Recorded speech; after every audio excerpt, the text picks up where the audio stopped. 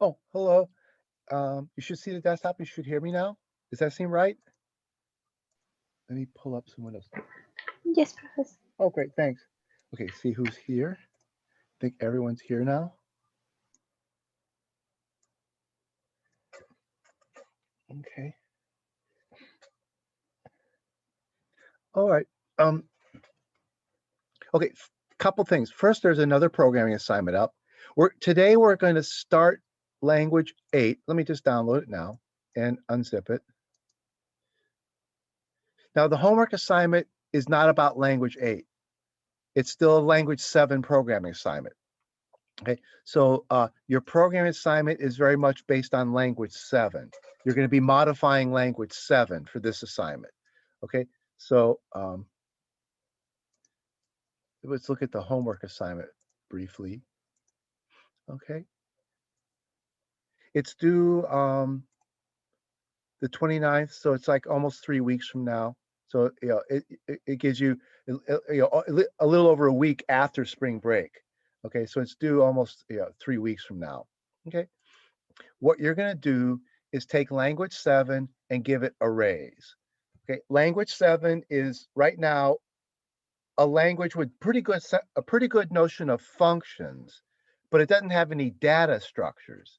So you're going to give it a little data structure, an array. And let me just let's see. Let me show you what it looks like. I've got a version of it on my computer. Let's see. Call it up. Okay. Oh, okay. First, download the zip file. Here's the homework 4 zip file. It's structured a lot like the last program assignment was. When you're adding something to language 7. When you download it, the evaluator is actually language 7 evaluator. So this is directly copied right out of language 7. But you're supposed to take that evaluator and add to it. You're going to add to it those three things: array, index expression, and random number generator. And then the for loop, these come from your last programming assignment. Okay, so I forgot to update that. I should have the repeat loop in there also. This grammar is missing the repeat loop, so I have to update that. But you're gonna copy everything from the last program assignment. So you're gonna take language 6. So you're gonna take language 6A and merge it with language 7, and then upgrade it to language 7A. Okay, so you're gonna take language 7A. I'm sorry, you're going to take, this is language 7. You'll dump into this file your stuff from last homework assignment, which would be the for loop, the repeat loop, and the increment and decrement operators and the spaceship operator. Just copy and paste those into here. And then you'll add 3 new expressions: an array constructor, an array index expression, and a random number generator, which makes it easier to put numbers into the array. Okay, so it's the random number generator is really nothing. It's not much to it. The real work is these two. So you're going to give the data, you're going to give the language an array. And what's interesting is that you can then start writing code to sort arrays. The language is actually at that point pretty powerful. You can do map, reduce, sorting, generic sorting. Yeah, I'll show you examples. They're in the homework folder, but you can do quite a bit once this language has arrays. Okay. Now, the other thing you're going to have to modify is the value class. Right now, it only holds ints, bools, and lambda. So you've got to add a array tag, and that's described in the homework assignment. You have to give this guy an array tag, and you have to give it an array field. So a value object will hold a tag. Right now, the tag tells you whether this, or this is the valid data, and you'll add a fourth field and a fourth tag. So there'll be an array tag and then an array field. Okay, so then a value is either a int, a bool, a lambda, or an array. Okay, all right. So you'll modify the value class, and you'll modify the interpreter. Okay, that's all you need to modify. You need to modify the interpreter and the value class, and Yeah, the only thing missing from here is I forgot to put the repeat. Oh no, there. See, there's repeat. It's there, but I forgot to put it. You know, repeat belongs right. Yeah. Okay. Yeah, I forgot to put it there. Okay. So the repeat is part of the language. So you copy these from your last assignment. Copy the spaceship operator from your last assignment. Copy the for and repeat loop from the last assignment. So what you're doing is these. Oh, let's see. And oh, I forgot. And there's another one I forgot up here. There's a size of expression. Size of lets you ask an array how big it is. Okay, so you're going to add array constructor, an indexing operation, and a size of method so that you can ask arrays how big they are. So you're going to put those in the language, and then this random number generator, and then you're going to copy this stuff from the last assignment. Okay, so repeat goes in here. So repeat for increment, those are from the last assignment, and this will be the new assignment. Okay, so and it's structured the same way as the last one. You just have to add functions of the form, evaluate, you'll write evaluate array, evaluate size of, evaluate rand. So you'll add a method for each one of those. Okay, and you'll copy and paste your methods from the last assignment. Okay, when you've got that finished,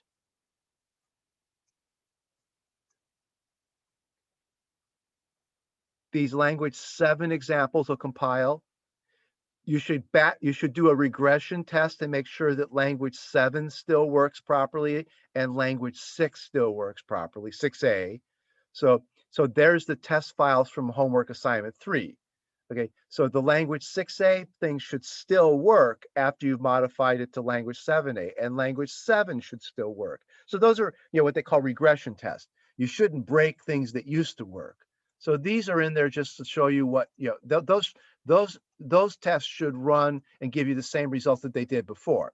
And then this is what's new. So right now, if you compile this thing right now, it'll run language 7 and it'll run language, no, it won't run language 6A yet. You have to, what you should do is, you can check that right now it'll run language 7, add your stuff from the last programming assignment, and it should run language 6A. So that one will let you test that you added stuff from the last programming assignment correctly to this evaluator here. Okay. Then now, you got to add your stuff from the last homework assignment to this. You can't just copy your last homework assignment to here because your last homework assignment evaluator doesn't have language 7 in it. So you've got to merge what was what was new in language 6A into this one here. So you have to do a little bit of a merge. You can't just copy your evaluator for language 6A here, because then you'll still have to merge in all the stuff from language 7. So I think you're better off starting with this guy, copying into it the code you wrote for assignment 3, make sure that language 6A works. Okay, then start adding stuff for language 7A. Okay, here's the syntax and semantics of language 7A.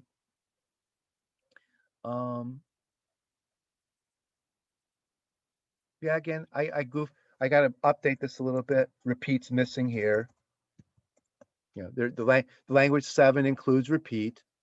And I forgot size of there. Okay. See, it's down here. There's size of, there's repeat. Yeah, I forgot to update this list of expressions. Okay, so this homework assignment is you're doing those and rand, which is pretty easy. Repeat for increment are from the last assignment. Okay, and then this is language 7. You need apply if you need fun. This is language 7. So you got to make sure that, that's why when you have to start with the language 7 file that's in this folder and add to it this stuff from your last homework assignment, because you have to add it to language 7. You can't add it to language 6, is what the last homework assignment did. Okay. All right.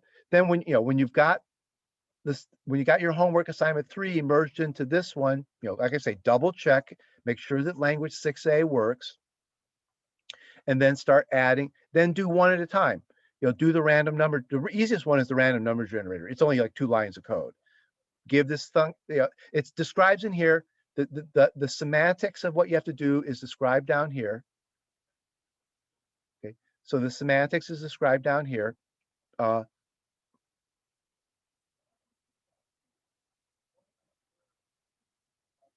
trying to remember where the,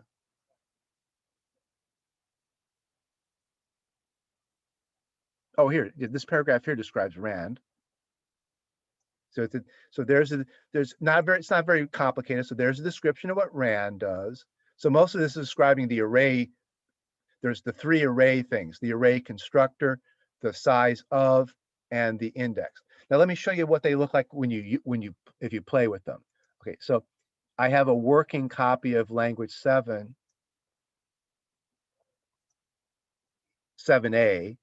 here.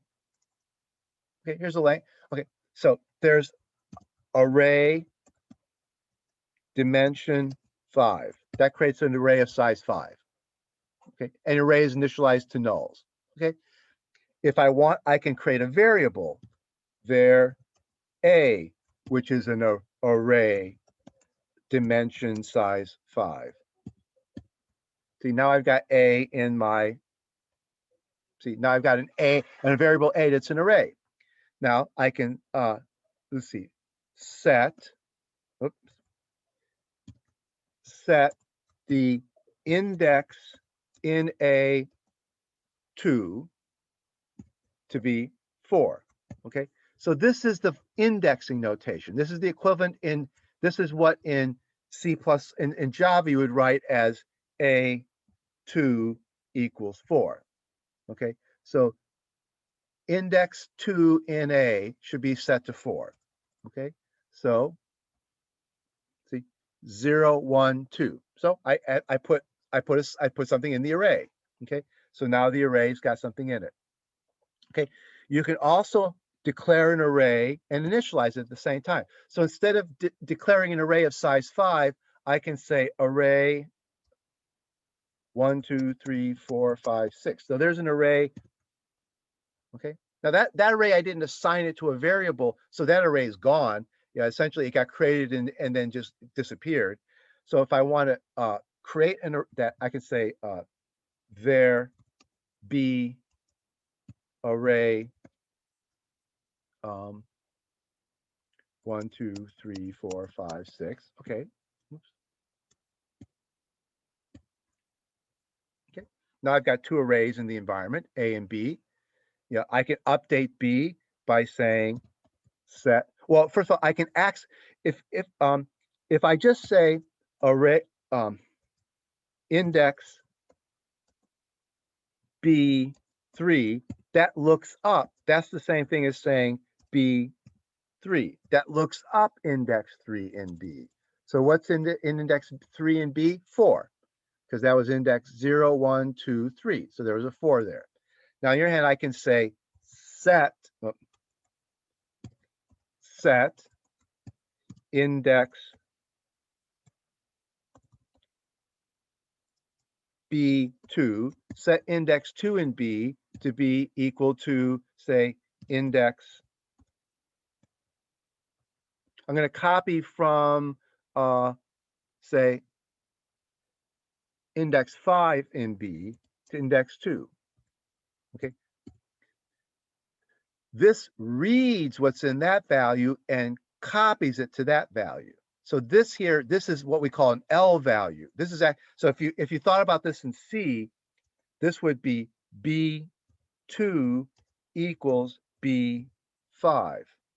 Okay, so here this is what we call an L value, because it's actually, we think of it as being on the left side of the equal sign. This is an R value. It's being used on the right side of an equal sign. Okay, one of the things that you have to figure out is you have to figure out how to interpret, when this guy appears in that position, he's an L value. When he appears in that position, he's an R value. Oh, that's right. You have to modify the set command. That's mentioned in the documentation. The set command now is more general than it used to be. In the old version of the language, the only thing you could set was a variable. So it's set variable value. Now it's set L value, R value, where L value is either a variable or an index into an array. So that's something new. In Java, in C++ and Java, they're referred to as L values and R values. And arrays can be either L values or R values. So there you're seeing how the same piece of syntax is being used in two different ways. Here it's saying where in the array to put something. Here it's saying where in the array to get something. Okay, so notice I copied from index 5, which is 0, 1, 2, 3, 4, 5. I copied the 6 into index 2, 0, 1, 2. So I put the 6 there. So I updated that entry in the array. Okay. So it's a language that lets you create arrays and access the elements in the arrays. Now, another thing you can do, there's a third version of the constructor. We've seen two versions of the constructor. One version of the constructor just creates an empty array, an uninitialized array. Array dimension n creates an array of size n. That's one version of the constructor. The other version of the constructor is array and then the values to put in the array. And then there's a third version of the constructor that combines them. Okay, you can say array dimension 10, but then give it values 5, 4, 3, 2, 1. Now what that'll do, okay, watch what it does. It created a size 10 array and then used these guys to initialize the first few slots of it. So after the value after dimension was the size of the array, then the values after that initialize the array. Okay, you can do this in C too. If the C language lets you do the same thing. You can create an array of size 10 at the same time you only initialize 5 values of it. Okay, so C and Java have, I don't know, I can't remember. I think Java has the same ability. I think you can declare an array of one size while you initialize it with different things. So, when you use that notation, you create an array of the size of how many initializers there are. Okay, so that creates an array of size 6. When you do this notation, you create an array of size 5, but it's full of nulls. And when you use this notation, this last one, you create an array of that size, but then you can initialize it with as many values as you want, as long as there's fewer values. Now, we try. Suppose you do, this shouldn't work. That's an array of size 3 initialized to 5, 4, 3, 2, 1. Now, different languages will treat that kind of a problem different ways. Mine crashed. I should probably fix that. Yeah. See what happened there is that when I initialized it with something larger than what I declared it to, my interpreter actually crashed there. I should fix that. I should try to remember to fix that one. Okay. So notice that what that means, I left a hole in the semantics of the language. And I realized that I should have said in the language semantics what should happen if somebody goofs up. See, here I try to tell you what all the errors are. Okay. So what I did is I realized now I forgot one error condition. That's what's hard about defining languages. In the real world, defining languages, you got to make sure you cover all these things. They have to be spelled out in the semantics. So I forgot to say in the semantics and forgot to handle what happens in the, in the language 7. In language 7, when you use this notation, what happens if you see, notice it says partially initialized array. Well, what happens if somebody over initializes the array? One possibility is you just build the array to the size of whatever this is. Okay, so I could, see again, I have to choose what the semantics should be. I'm going to fix that after class. I have to choose what the semantics should be. So One possibility, we'll restart the interpreter. Okay. So array 5, 1, 2, 3, 4, 5, 6, 7, 8. Okay. Oh, I'm sorry. Array dimension 5. If I did that, that creates an array of, with those data values. To make this number here the dimension, you put the keyword dimension in there. Okay, array of size 5, too many pieces of data. Well, I mean, there's a couple reasonable things. One is it's an error and just report an error. The other is go by the number of data items and ignore the 5. I don't think that's a good idea. If somebody wrote, I want an array of size 5, and then said, and put these 8 numbers in it, they should be told they wrote something nonsensical. Because that they should be warned that if languages shouldn't accept nonsensical things. A lot of languages do. JavaScript is utterly notorious for thinking what you wrote is stupid, but I'm going to find a way to make it run. I'm going to find a clever way to make whatever idiotic thing you wrote work. And the JavaScript language, they actually thought that was a good idea at one point. Why should your program crash? Their idea was, oh, we shouldn't crash your program. We should just keep it working somehow. So if you wrote something silly, we'll find a way to make it work. The trouble is that just delayed the inevitable that there's a bug in your program. If you actually wrote that you want an array of size 5, but you put this much data in it, something's wrong. Either you think that the array is that big, or you think the array has that data in it. It can't be both. It can't be size 5 with that data. So it's not good to let your program continue when something's clearly wrong. Now, JavaScript would probably just, something like this, create an array that's big enough to hold that data and ignore the 5. My personal opinion is that you should never execute something that's clearly nonsensical. Lots of languages do. Okay. So one possibility is report an error. The runtime check should say, what's the size of that number? How many branches are in this tree? If the number, so it's not a hard runtime check. I can put it in my code pretty quickly. Get that number, compare it to the number of branches in this tree. If there's more branches in the tree than there is that number there, runtime error. So it's an easy check. Okay. So I think I'll make it so that it's an error. Now, right now, my program just crashes. So it's an error, all right. Okay. But the semantics should spell out, that should be one of the runtime errors that I tried to list all the possible runtime errors that you should account for. Okay. So I have to now account for one more runtime error, and I'll make it a runtime error.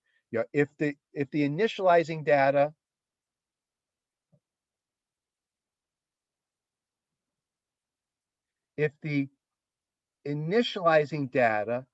if there's more of them than the declared size, that'll be a runtime error. So that's the declare. So notice here, that's just where you're declaring the array, and you're there's no in. These two constructions are redundant. See, this is 0 or more. Well, that's what this is. It's 0 of them. I actually don't need all 3 of these grammar types. I just put this one in there to be a little bit clearer that there's 3 ways to think about the constructor. There's actually only 2 ways to use the constructor, because this is essentially this with 0 repeats of that. So in your code, you actually really don't need 3 cases. You only need 2 cases. You need the case that doesn't have the dim keyword in it, and the case that does have the dimension keyword in it. But these 2 are redundant. Okay. Because you look carefully and see, oh, well, 0 or more, that's this one here. But I like having them both in there. This is one place where I think stylistically it's nice to say this is one way to create an array, and this is a different way to create an array. Because if you're teaching people this stuff, you kind of explain those as 2 different ideas. But in fact, in terms of your interpreter, you're not going to need 2 cases. You're not going to need 3 cases here. You only need 2 cases. Where this guy is there, it's really just these 2. Okay, but then it'll be a runtime error if the number of branches here exceeds the value of this here. The interpreter will need to evaluate this expression, check that it's an integer, a positive integer. Then it'll need to compare that integer to the number of branches left in this tree, and this number should be greater than or equal to that number. And if it isn't, runtime error. And the error message would be something like over initializing array, or array array overflow. You're trying to overflow the array. Okay. Now, later on, when you have the index expression, it's a runtime error for the index to be larger than, just like in almost any programming language, except C. If you give me an array of size 10, I can access element 27 in a C array. That's not a runtime error in C. It's a disaster, but it's not a runtime error. The C language is underspecified. It lets you, it allows things that are clearly wrong. So in C, it is not a runtime error. It's a logical error, but it's not a runtime error to access the 27th element of a size 10 array.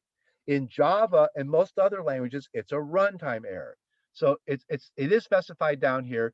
And actually, let me go over in my interpreter. So let me start the interpreter up. I'll show you.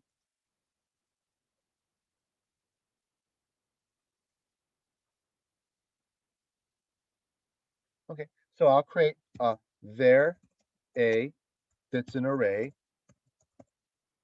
of 1, 2, 3, 4, 5. Okay, now index in a item 6.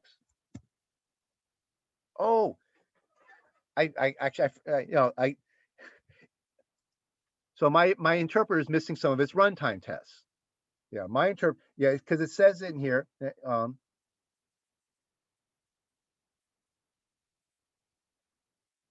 it says that it's an error to access an element that's out of bounds error.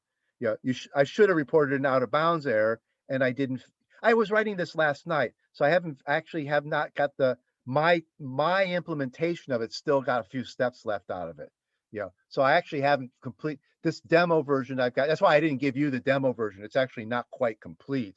So my demo version's still missing. I see a couple of the runtime tests, but in here it's specified that it's an error to access an array beyond its last element.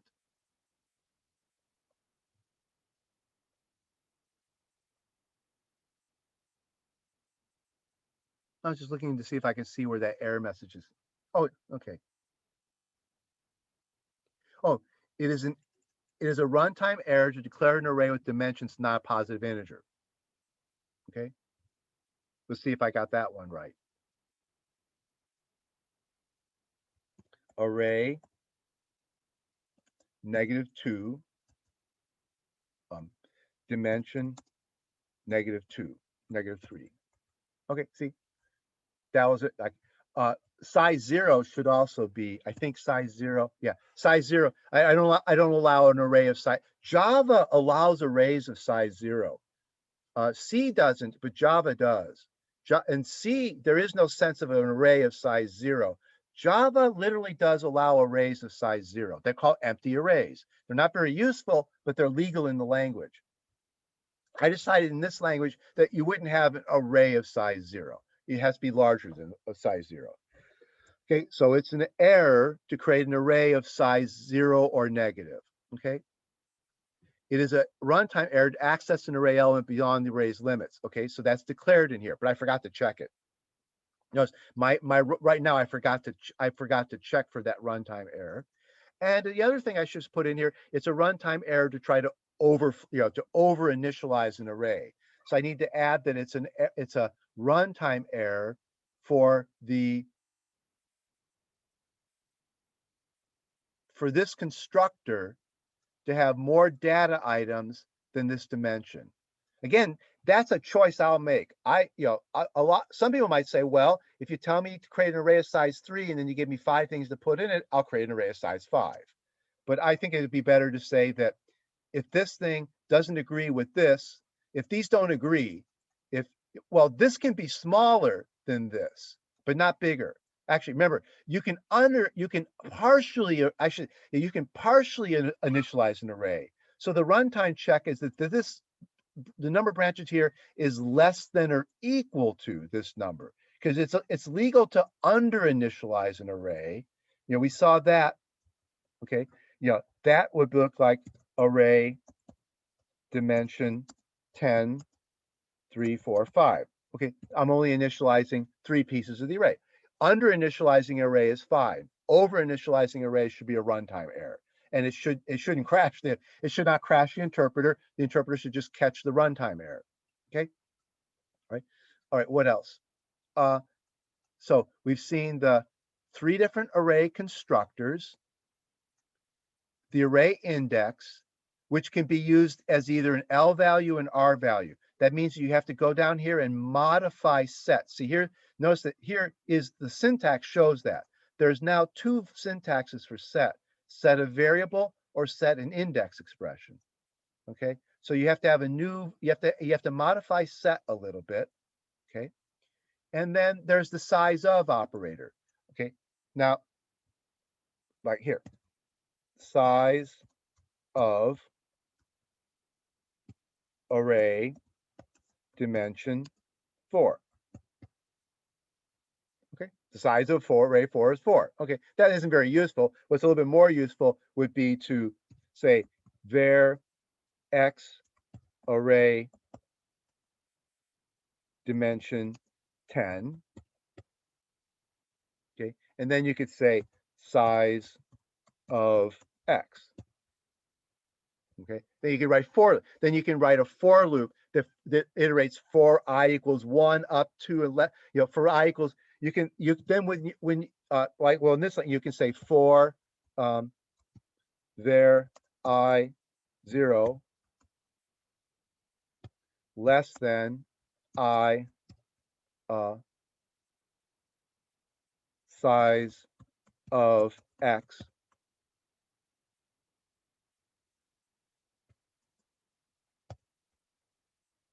plus plus I. So you'll be able to write regular for loops. Okay, let's see, that should work, and I should be able to print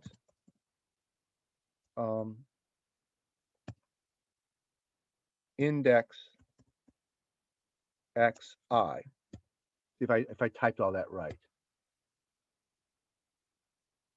that should be a for loop that just steps through the array and prints it out.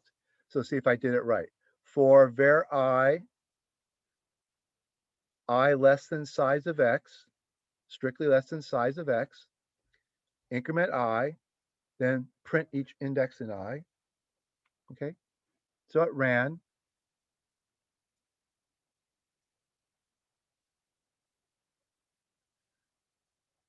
Now the array was full of nulls, so there wasn't much to print. There's printed null, printed null, printed null, printed null. Okay, so see, I wrote a for loop that stepped through an array. Okay, so there's a for loop that steps through an array. If you go back to the homework assignment folder, you can go to town with this, and in the example set language 7 examples, there's actually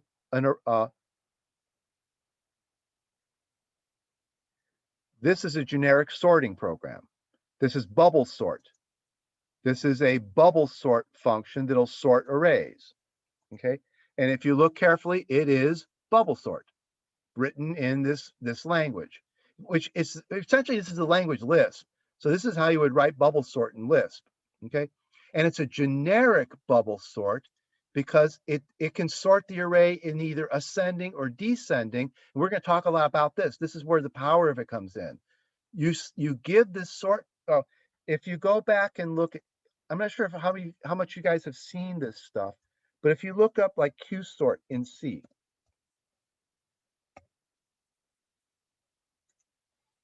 Oh, that's not the one. I want the actual.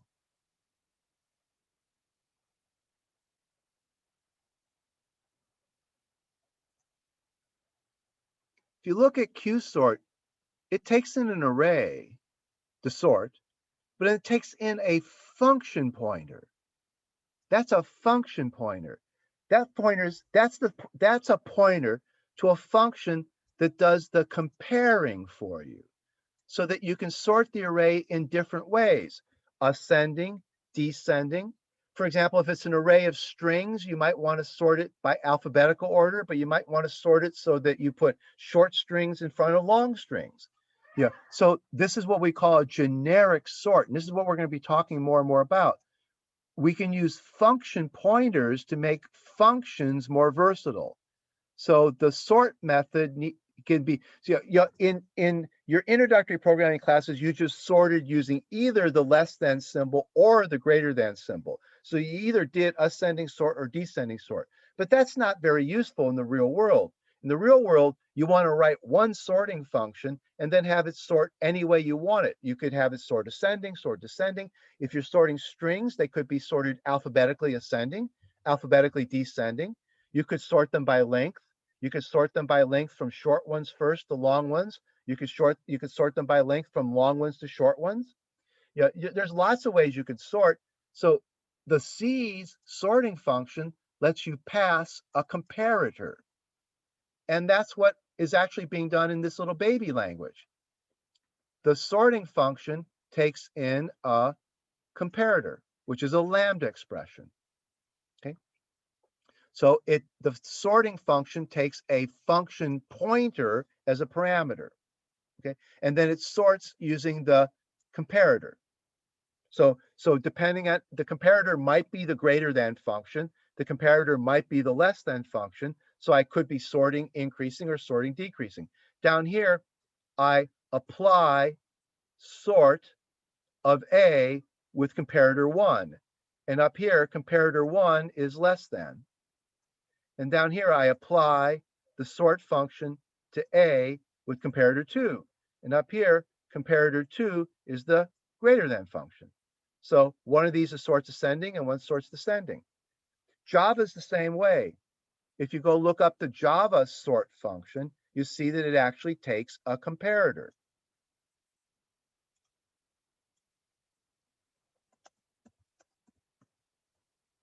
Let's see.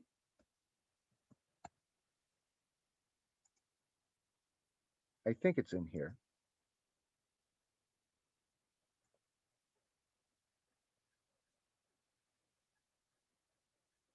Go down to here to sort.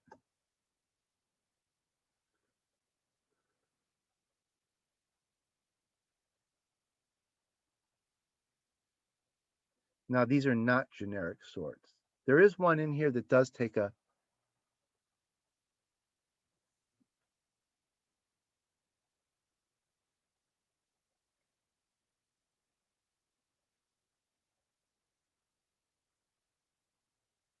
there is a generic sort in here. I can't remember the name of it.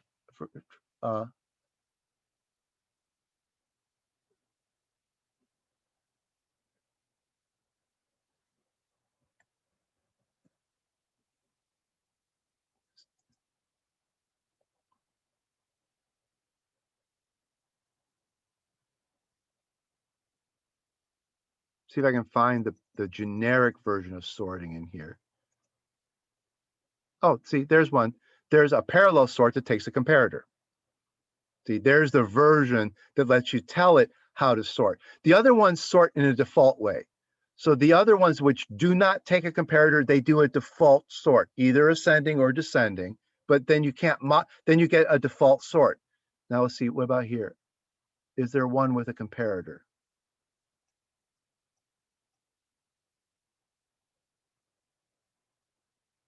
Oh, there it is. There's the sort that takes a comparator. Yeah, so that lets you, that's not a function pointer because Java doesn't have function pointers. So that's a thing that implements the comparator interface. So in Java, you make the comparator a thing that implements the comparator interface. In C, you just make it a function pointer. You make it a function pointer, that's a function that takes in two thingies. Notice that they're pointers to void, so they could be anything. That means they're generic pointers, takes in pointers to two thingies, and it gives you back an int. And If the int is positive, this one is larger than that one in that order. If this is 0, they're equal in whatever order you're doing it in. And if the int is negative, this one is less than this one in that order. Now, what I mean in that order means that if you're using the greater than comparator, greater than is greater than. But if you're using the less than comparator, less than is greater than.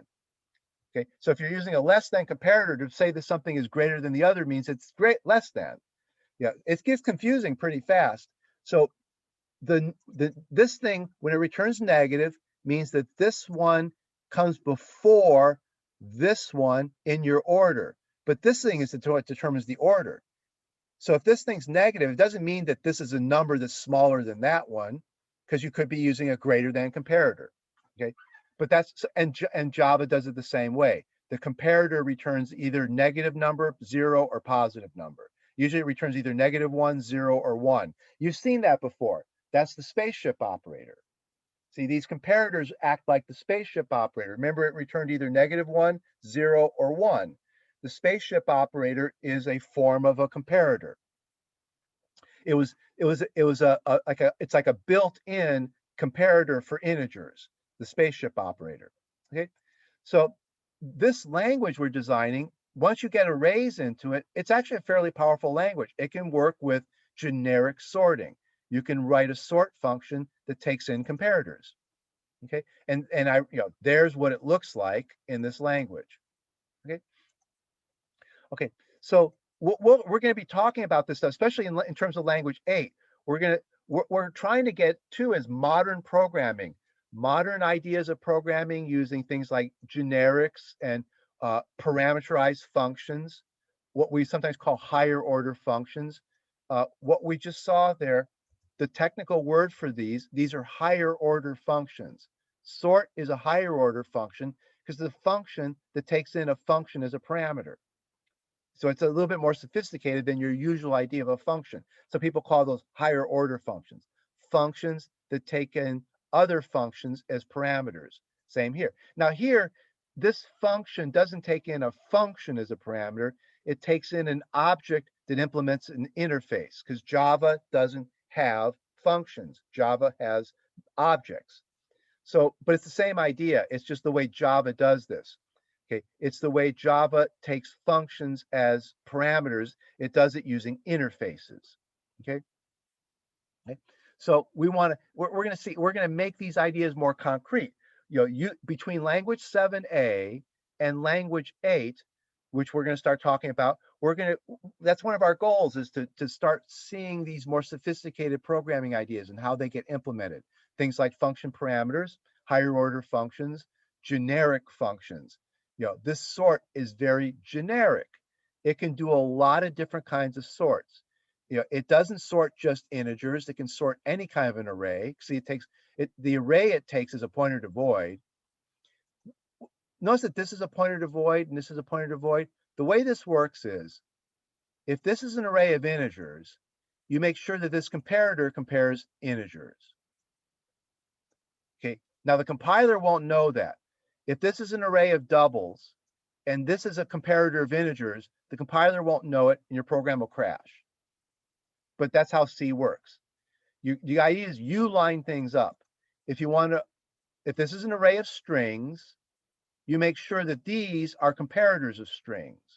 The compiler won't know it because the compiler will think that that's a pointer to void, pointer to void, pointer to void. The compiler won't help you. Java will. Okay. In the case of Java, when you do this, okay, Java will keep track of what this type T is. Okay. See, this is an array of type T. This has got to be a comparator of type T's. So if this is an array of strings, this has got to be a comparator of strings. The compiler will keep track of that for you. Java has a very sophisticated way of doing this. Okay, if this is an array of ints, this has got to be a comparator of ints. Otherwise, the compiler won't compile your code. C will happily take an array of strings and a comparator of ints and try to apply the integer comparator to the strings and just probably either give you garbage results or blow up or crash. Something will go wrong, but the compiler will never notice that that's an array of strings, but that's a comparator of ints. Okay. So, but Java's compiler will notice those things. That's what the generics do here.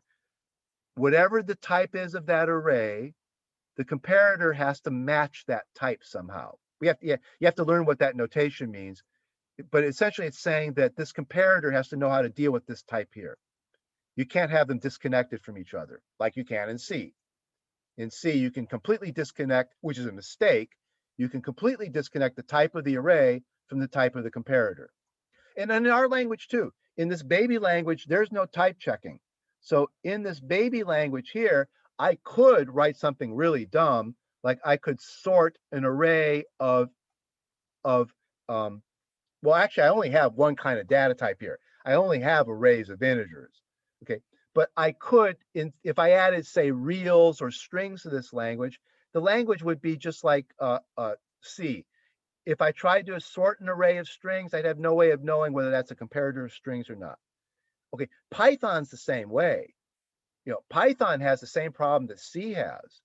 If you tell Python to sort an array of strings and you give it a comparator, Python doesn't know whether the comparator matches the array or not. Python's an untyped language. That's one of the disadvantages to it. So if you look at how Python does this, Python's got a generic sort. You could easily say, sort this array, and then you give it a comparator of, okay, you say, sort this array of strings, and then you give it a comparator of integers. And your program you won't know it until your program blows up. You'll get a runtime error. At runtime, when you get to that line of code, the interpreter will say, wait a minute, this is a string, this takes ints, these don't match up, and you'll get a type error at runtime, which may be a bad time to find out that error. Okay. In Java and C++, you'll get a compile time error. In C, you'll get a runtime error, and in Python, you'll get a runtime error. In JavaScript too. In JavaScript is another untyped language. In JavaScript, you could say, sort this array of strings, here's a comparator of integers.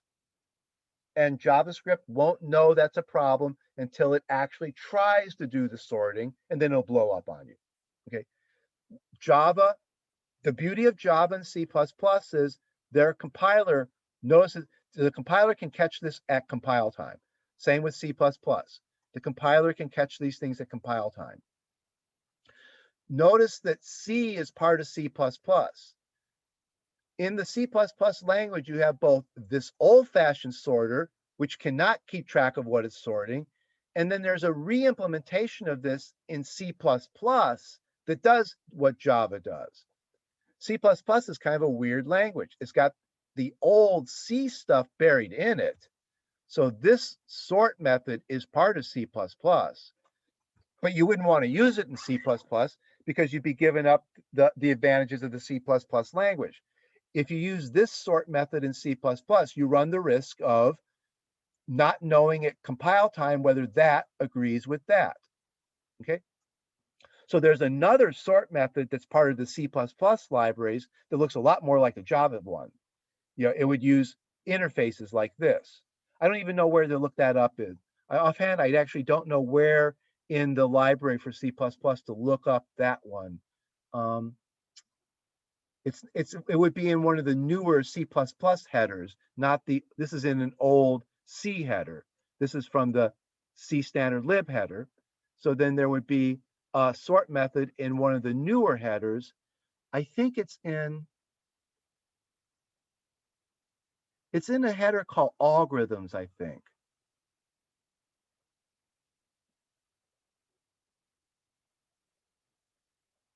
If I remember right, there's a header, something like algorithms,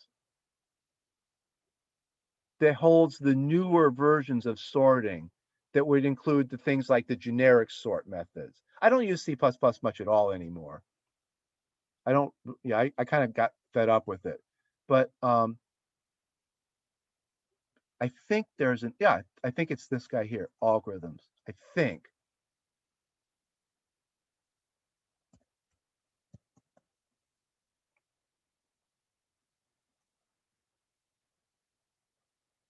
See, this is a template library. Okay, so it's going to be more sophisticated than that other sorting algorithm. Instead of taking function pointers, this one will take objects like Java does, and then the compiler at compile time can make sure that you got everything lined up. I'm not even sure if I remember how to read this.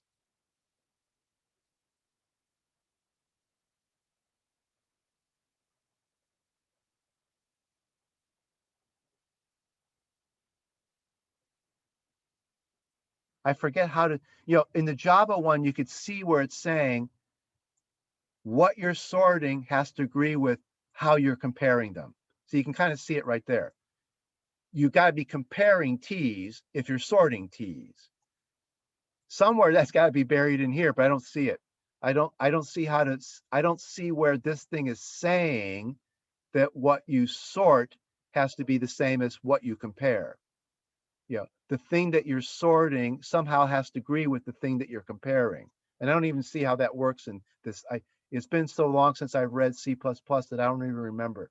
But Java at this point, Java is much easier to use than C++. Okay, and Java is not by any means a modern language, but it's still a lot easier to use than C++. Okay, C is really old-fashioned. So back to here. This is really, this was state of the art in the 1980s. Okay, a generic sort method, that's very 1980s, but the compiler can't tell what you're doing. Okay, it's generic sort, but the compiler is not going to catch mistakes. So that gets modernized to Java this way, and it got modernized to C++.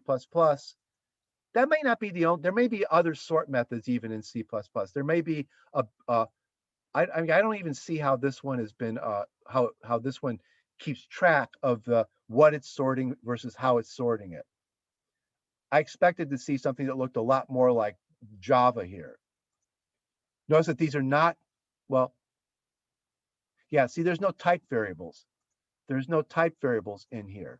So there should be a version that somewhere uses type variables. Okay, so this is the kind of stuff we're leading up to. Once you add arrays to language 7, we can start doing sophisticated algorithms. And then we could, now, the function part of our language is actually already pretty good. Once you give this language arrays, it can start doing generic sorting. See, right there. It can start doing generic sorting. So the function part of the language is pretty good. It just was lacking in any data structure. And you're giving it the data structure in this homework assignment. You're giving it the array data structure. And now you can start doing fancy sorting on the arrays. Okay. All right. So that's a bunch of stuff about the program, the homework assignment. It's not a lot of code. I'm saying a lot about it because I think it's real interesting. But the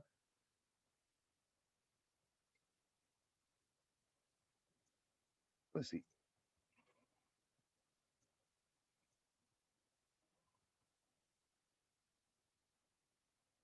where oh, there's the language definition. Rand is like 2 or 3 lines of code. Size of is just 4 or 5 lines of code. Index of is not, it's just not very many lines of code. You have to do a minor change to set. Again, it's only a few lines of code. You have to think about what you're doing, but you're not going to write a lot of code. The one with the most code is the array constructor. That's a little bit, but even that, probably 20 or 30 lines of code, not much more. There might be about 20 or 30 lines of code there, especially when you put in the error checking that I forgot to put in. Make sure that this thing doesn't overflow this thing. Okay, so you're not writing a lot of code. Oh, and then you have to modify the value class. Again, not a lot of code. Thinking, yes. Coding, no. Okay, that's where things get interesting. When you have to spend more time thinking than you spend coding. That's the part of computer science that I like. When you spend more time thinking about it and less time writing the code. If you're spending way more time coding than you are thinking, you've got a kind of a low-level job. Yeah, if you spend more time coding than you spend thinking, it's a low-level programming job. If you spend more time thinking than you spend coding, you have a high-level job, which is, I think, more yeah, what you should be, what the goal should be. And that's what this is. This is where you spend more time thinking and then you spend a little bit of time coding. Okay. There's not a lot of code to write, but you do have to think about what it is you're trying to do. Okay. So, add these things to the language. And then once we add those to the language, then we can make use of all these other stuff that's in the language, especially the functions. The language is pretty sophisticated about its use of functions. It can do recursion. You can write recursive functions. You can have functions take functions as parameters, so you can write higher order functions. You may have heard of map reduce.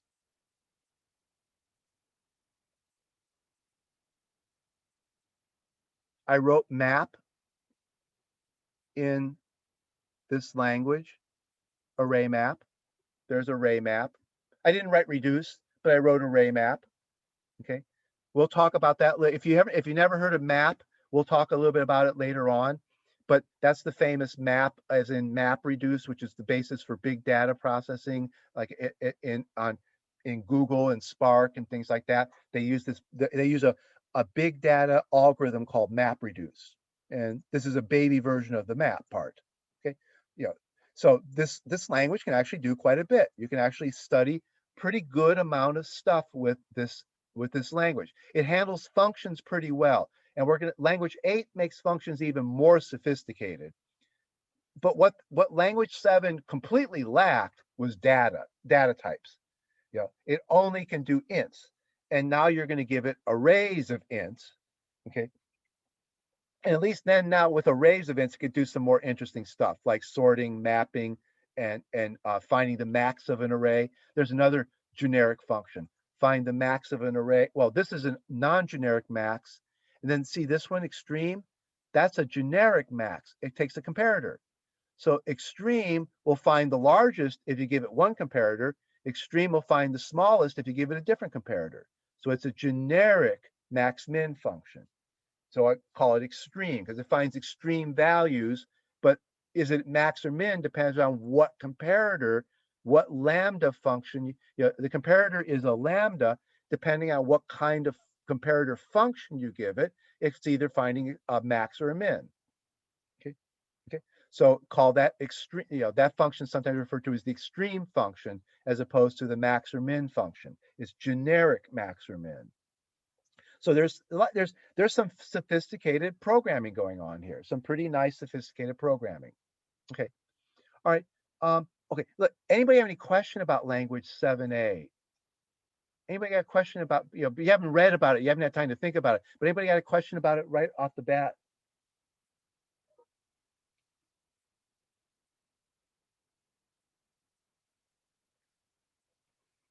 Okay. It's interesting. I think it's an interesting exercise.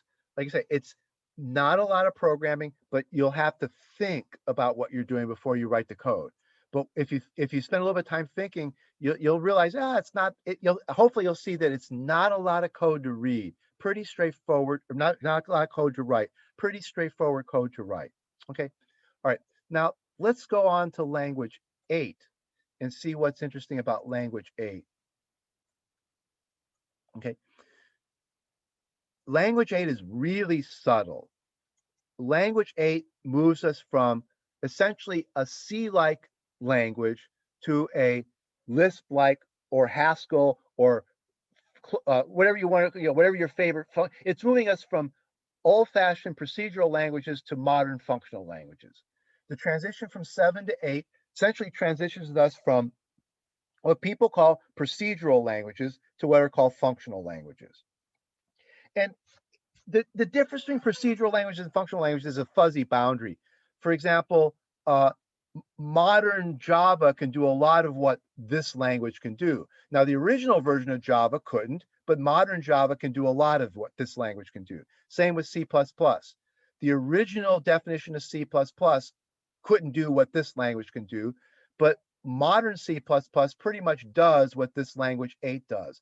Oh, notice that here, it's first class nested anonymous functions. That's the feature that we're giving it. That's the feature that makes it essentially a functional programming language. Java has first class, Java fudges on the word nested. Java has first class anonymous functions kind of nested. Okay. So Java fudges a little bit on this, and C++ is a little bit better. Yeah, it comes closer to having first class nested anonymous functions. So what do we mean by first class? What do we mean by nested? What do we mean by anonymous functions? Okay. But Python, again, Python originally did not have this, but it now does. Interestingly, JavaScript had this from the very beginning. JavaScript is actually, a lot of people point out, a functional programming language. Not a very good one, but it's actually a functional programming language because right from the get-go, it had this idea of a first-class nested anonymous function. So what we're talking about here is in JavaScript, and it always has been from the very beginning. What we're doing here is essentially the language scheme. The first language that had this was Scheme. And JavaScript is actually was based on Scheme. So there's this thing called the Scheme programming language. Our language is based on Scheme, and so is Scheme is a modern version of Lisp. What Scheme is a modern version of Lisp, and it's the language that invented this idea of first class. It's more or less the language that invented this first class nested anonymous functions. Okay, so the Scheme, see, Scheme, the lambda here, the famous lambda. Scheme is the language that like first made lambda expressions a part of the language. Okay, JavaScript was famously based directly on Scheme. Okay, JavaScript was Scheme with a C-like notation and more C and some C-like features. So when the guy invented JavaScript, he was directly modeling it off a Scheme, which is why he ended up with essentially a functional programming language, just not a particularly great one. But he was basing the language on Scheme. So he ended up with what we think of as more or less a functional programming language right up from the beginning. Okay. It took Java years to get there. It took JavaScript. JavaScript started, actually, Java and JavaScript started at the same time in the mid 90s. In fact, they were invented almost exactly at the same time, not by the same people. The reason they're called JavaScript, I don't know if people have noticed, the people inventing Java and the people inventing JavaScript got into a marketing agreement. And so they agreed in a marketing agreement to give their languages similar names. But it was purely a marketing agreement. The languages had nothing to do with each other. But at the time, it was the mid 90s, and they just thought it would be wise of them to give their two languages similar names, Java and JavaScript. Now it's considered a universally stupid thing to have done because it confused the heck out of people. People thought that JavaScript and Java were the same language. And it took years to get people to realize that they're not the same language by any means. It was a dumb marketing move to give them similar names, Java and JavaScript. They're not really related at all. So they were invented at the same time. JavaScript was direct. Oh, and what's interesting is another interesting thing. JavaScript was based directly on Scheme, right? That's what I just told you. One of the inventors of Java was the guy who invented Scheme. But Java was less based on Scheme than JavaScript was, even though see this guy here, designed by Guy Steele. Guy Steele invented Scheme. He's also one of the designers of Java. So if you go here and look him up, he was involved in the invention of the Java language also. So one of the ironies is that Java was invented partially by one of the same guys who invented Scheme. JavaScript was invented by somebody who had nothing to do with Scheme, but the JavaScript was based on Scheme. So JavaScript ends up looking more like Scheme than Java does. Okay, but Java does have some Scheme-like features in it, and over time it's gotten to be more and more like Scheme. But this guy here is really brilliant, very, very brilliant person. One of the outstanding computer scientists out there right now. Yeah, and he's been involved in so many. He helped write. He wrote the C standard, the Scheme, Java. Yeah, he's like, you name a language, and he's probably had something to do with it. Okay, he's he's really an impressive person. Okay, all right. Now what we're going to need to do is make sense of these words up here. Now, here's what's interesting. The thing to do is to compare language 8 to language 7. Let me download language 7.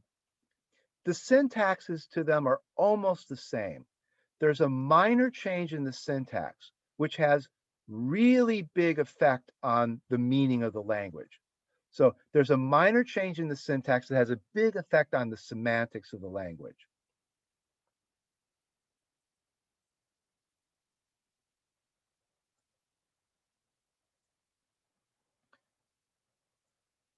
Let's see. Let's see. I want to open these in separate windows so I can compare them side. Oh, actually,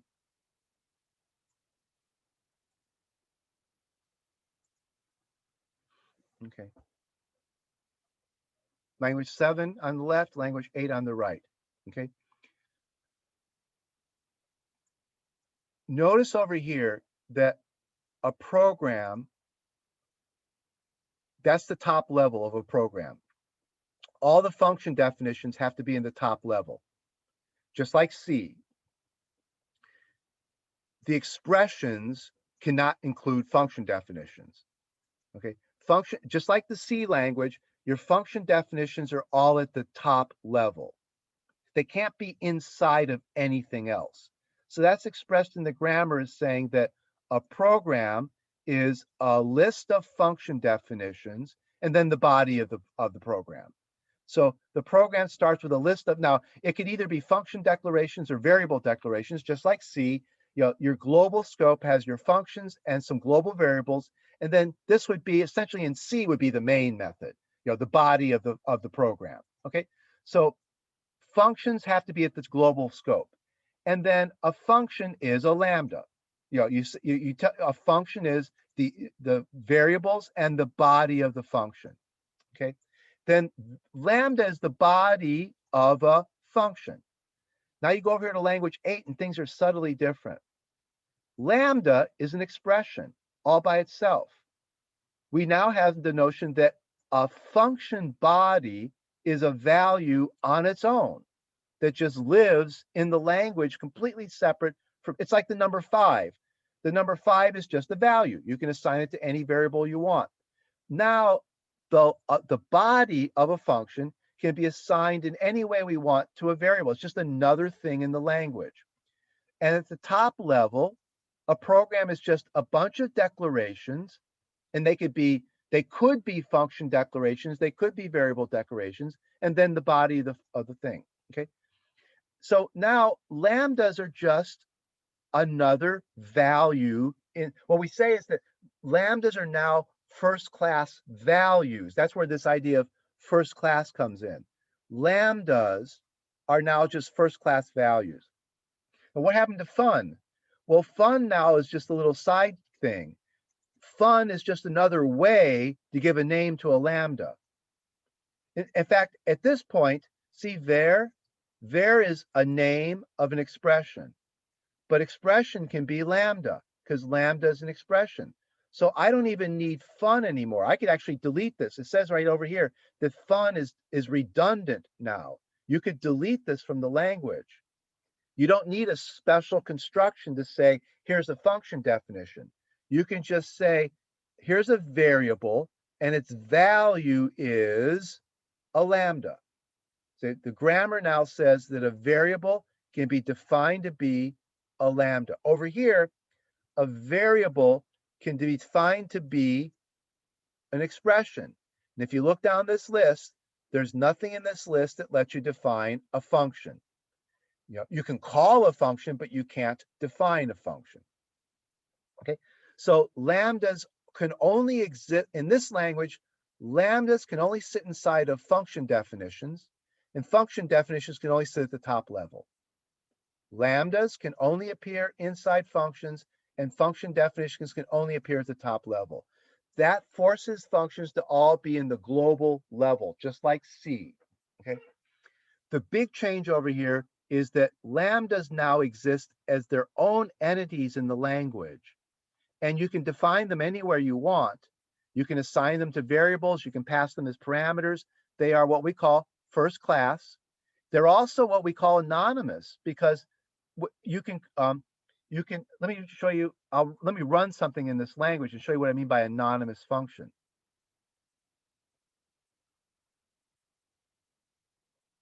Here's the language 8 interpreter.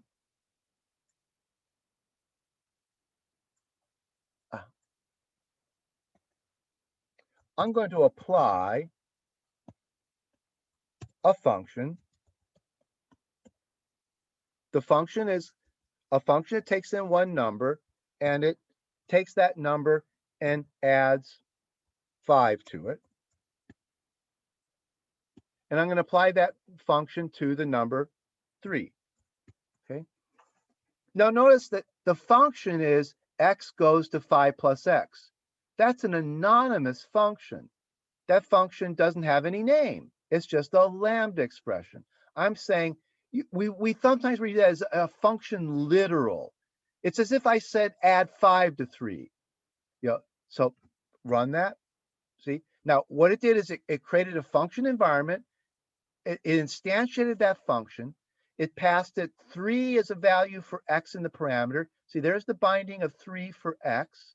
So this function got called with 3 bound to x. Then the function added 5 to 3 and returned 8.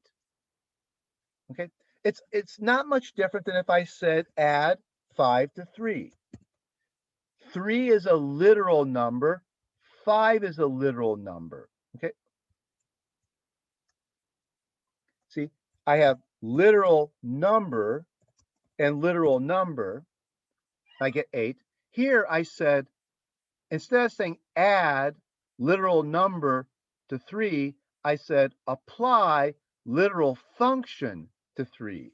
Now that function no more has a name than I gave 5 a name.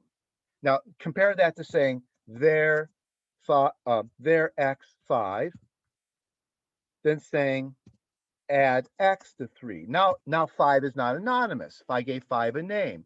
Similarly, I can say there f. I'm going to give a name to that function. F is now a name for the lambda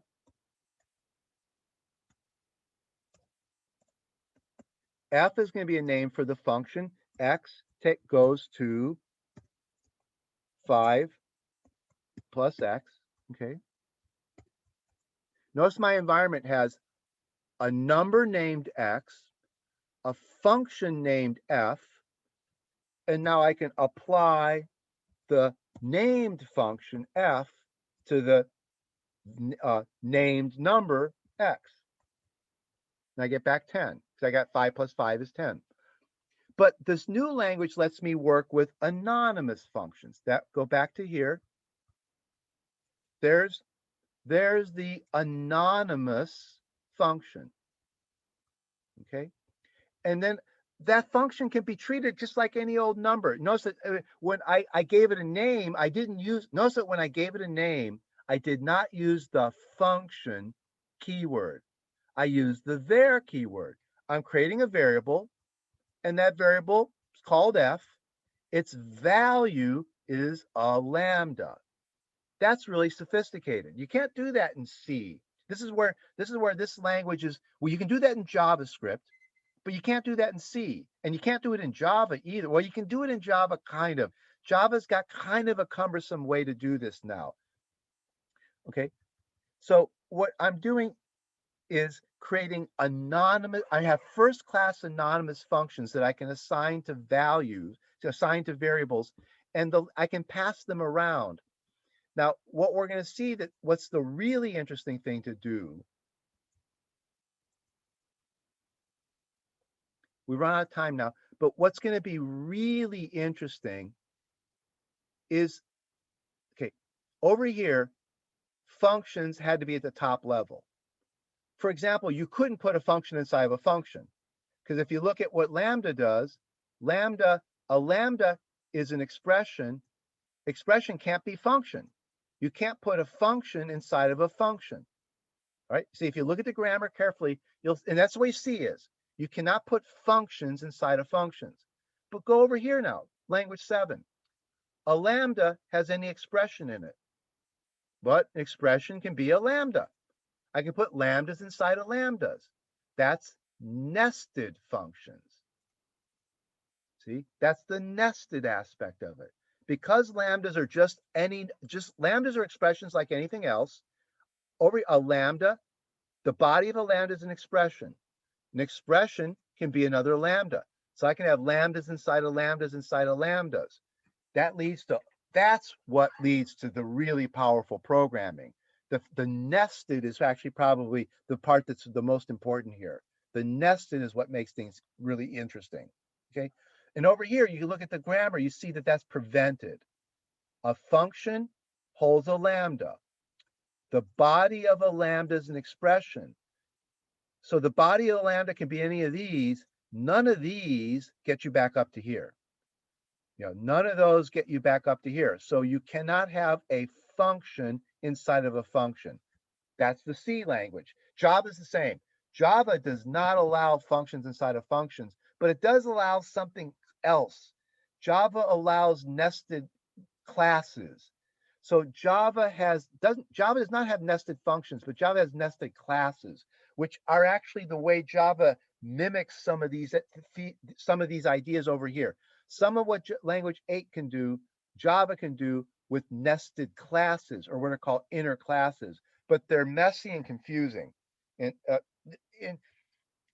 it's not elegant. Yeah, it might have looked it may have looked like a great idea when they invented Java, and C++ has it too. C++ has nested inner classes, but I don't know, it's nowhere near as direct as what a functional language can do when you can just put a function inside of a function. And that's mostly what Java needs inner classes for. It needs inner classes as a way to mimic functions inside of functions. And what it is you're trying to mimic a simple idea with a complicated idea. You're trying to mimic something fairly straightforward, nested functions, with something that's more complicated, nested classes. C has no notion of nested functions. Okay, C does not have a way of having. Now notice I did say that these are first class functions. So the first class here, notice these are first class. I should go back and explain. These things, there's a little bit you can do with these things that aren't as what we were doing over here.